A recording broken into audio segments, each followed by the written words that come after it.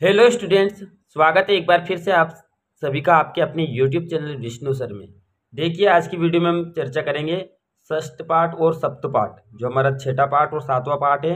इन दोनों पाठों को हम इस वीडियो के माध्यम से हल करेंगे। तो आइए वीडियो शुरू करते हैं। वीडियो शुरू करने से पहले आपसे निवेदन है, चैनल पर यदि नए हो तो चैनल को सब्सक्राइब कर ले, जिससे हमारी प्रत्येक वीडियो आप तक पहुँचती रहे। तो देखिए, यहाँ पर षष्ठ पाठ में दिया हुआ है प्रत्नो विधेय, यानी कि प्रश्न करना चाहिए, हमें प्रयास करते रहना चाहिए।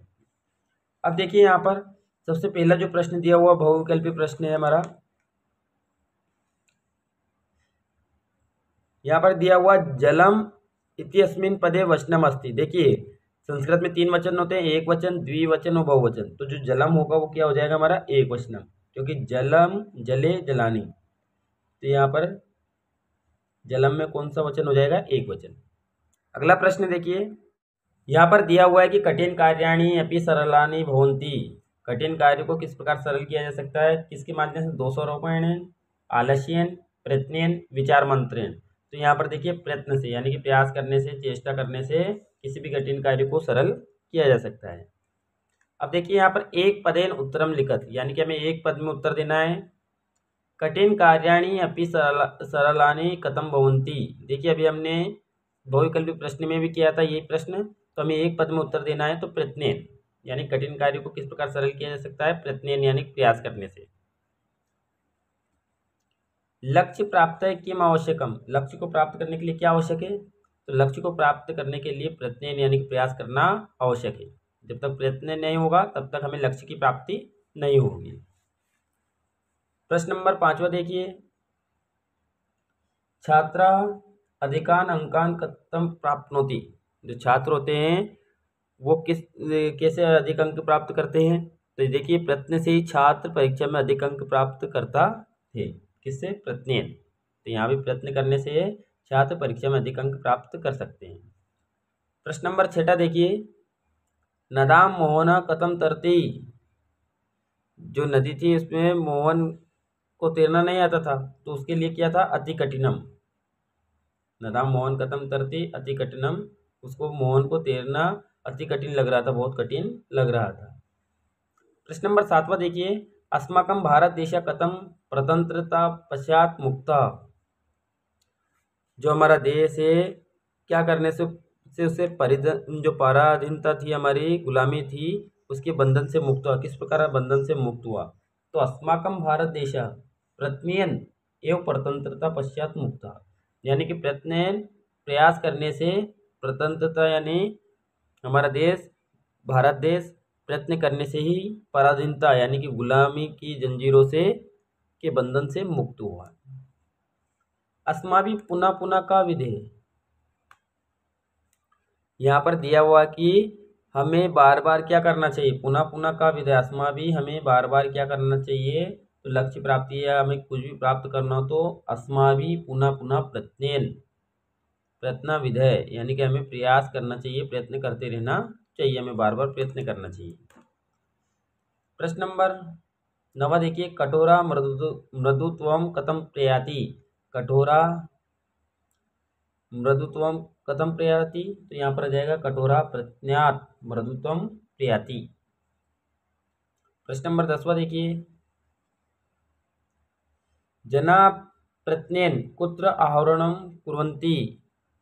जो लोग होते हैं वो प्रयत्न करने से कहाँ पर चढ़ जाते हैं, कहाँ पर चढ़ाई करते हैं? तो देखिए, प्रत्यन एव जना उतंग पर्वतेषु अति आरोहणम कुर्वन्ति, यानी कि प्रयत्न से ही लोग ऊंचे पर्वतों पर चढ़ाई करते हैं। प्रश्न नंबर 11वां देखिए, गृह कानि कानि कठिन कार्याणि भवन्ति अनुभव कृत्वा नामानि लिखत। तो यहाँ पर आपको जो भी अपने घर में या अपने क्षेत्र में जो भी कठिन कठिन कार्य लगते हैं वहाँ पर यहाँ पर आपको उसकी सूची बनानी है, उसके नाम लिखना है। जैसे क्षेत्रम कार्य यानी कि जो खेती का कार्य होता है वो कठिन होता है। फिर अतिशय भारा, यानी कि जो अधिक भार होता है उसको उठाना भी कठिन होता है। इस प्रकार आप और भी लिख सकते हैं। प्रश्न नंबर 12वां देखिए, अब अधोलिखित शब्दनाम शब्दकोशे अन्वेषणम कृत्वा पर्यायपदानि लिखत। यहाँ पर हमें हमारे शब्दकोश से ढूंढकर इन दिए गए शब्दों के पारिवाचिक शब्द लिखना है। जैसे यहाँ पर दिया हुआ है प्रयत्न, प्रयत्न का उद्यम हो जाएगा, चेष्टा हो जाएगा, प्रयास हो जाएगा। इस प्रकार प्रयत्न के पर्यायवाची शब्द है। कठोर, कठोर का हो जाएगा प्रचंड या फिर तीव्र, तो इस प्रकार हम प्रचंड लिखेंगे यहाँ पर। अयोग्य, अयोग्य का हो जाएगा अक्षम। जना, जना का हो जाएगा लोभ। नदी का तटनी। इस प्रकार हमें यहाँ पर पर्यायवाची शब्द लिखना है।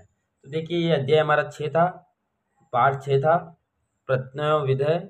अब अगला पाठ देखिए, पाठ 7 है हमारा भोपाल नगरम, उसका हल देखेंगे हम। देखिए सप्तम पाठ में दिया हुआ है भोपाल नगरम। भोपाल जो है हमारे प्रदेश की राजधानी है, हमारा प्रदेश मध्य प्रदेश जिसकी राजधानी भोपाल है। तो भोपाल नगरम के बारे में पाठ होगा, इसका भी हम संपूर्ण हल देखेंगे। तो देखिए आगे यहाँ पर सबसे पहले हमें दिया हुआ है बहुविकल्पी प्रश्न। सरोवराणाम नगरम कथ्यते, सरोवरों का नगर किसे कहते हैं, यानी कि झीलों की नगरी किसे कहा जाता है, भोपाल नगरम को। तो राइट आंसर हो जाएगा हमारा। फिर देखिए प्रश्न नंबर दूसरा, सांची स्तूप संबंध अस्ति, सांची स्तूप का संबंध किससे, तो जैन धर्मेण, बौद्ध धर्मेण, सिख धर्मेण, वैष्णव धर्मेण। तो यहाँ पर बौद्ध धर्मेण से सांची स्तूप का संबंध है। प्रश्न नंबर तीसरा देखिए, एक पदेन उत्तर लिखत, यानी कि हमें एक पद में उत्तर लिखना है यहाँ पर। कस्य नगरस्य महत्वम प्राचीन कालदेव वर्तते, किस नगर का संबंध प्राचीन कालादेव से है, तो यहाँ पर हो जाएगा भोपाल नगरम। फिर अगला देखिए, मयूर उद्यानम, नेहरू उद्यानम, विचार उद्यानम, चिनार उद्यानम, वन विहार च कस्मिन् नगरे सन्ति। जो मयूर उद्यान है, नेहरू उद्यान है, चिनार उद्यान है और वन विहार, ये कहाँ के नगर में स्थित है, तो ये भोपाल नगरस्य में स्थित है। तो यहाँ पर हमारे एक शब्द में उत्तर हो जाएगा भोपाल नगरस्य। प्रश्न नंबर 5वां देखिए, एक पदेन उत्तर में, कस्मिन् धार्मिक सम्मेलने देशे विदेशेभ्य धार्मिक आगच्छन्ति, किस धार्मिक सम्मेलन यानी किस मेले में, धार्मिक मेले में देश विदेश से लोग आते हैं। तो यहाँ पर इज्तिमा, जो इज्तिमा है उसमें सभी लोग बाहर से पधारते हैं हमारे भोपाल में। भारत देशे सरोवराणाम नगरम किम कथ्यते, भारत देश में सरोवर नगरम यानी कि तालाबों का नगर या झीलों की नगरी किसे कहा जाता है, तो भोपाल नगरम को। प्रश्न नंबर 7वां देखिए, भोपाल नगर से समीपे कानि कानि ऐतिहासिक स्थानी सन्ति, भोपाल नगर के समीप कौन कौन से ऐतिहासिक स्थान है, तो सांची, भोजपुरम, भीमबेटका इत्यादि ऐतिहासिक स्थानानि सन्ति।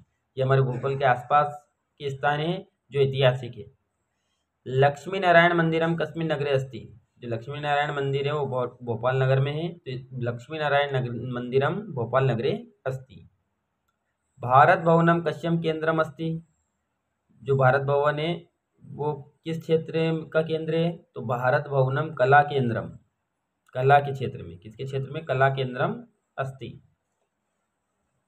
प्रश्न नंबर 10वां देखिए, स्कूटरयानाथ अवतरीय संदीपा कुत्र गता, तो स्कूटरयानाथ अवतरीय संदीपे मार्गे गता, मार्ग से जा रहा था। प्रश्न नंबर अब देखिए 11वां, यहाँ पर दिया हुआ है कि नूतन भोपाल नगरे, नूतन का अर्थ होता है नए, नए भोपाल नगर एवं प्राचीन भोपाल नगरे यानी कि पुराने भोपाल नगर, कानि कानि प्रसिद्ध भवनानि सन्ति गद्यांशात चित्वा लिखत, हमें गद्यांश के रूप में लिखना है।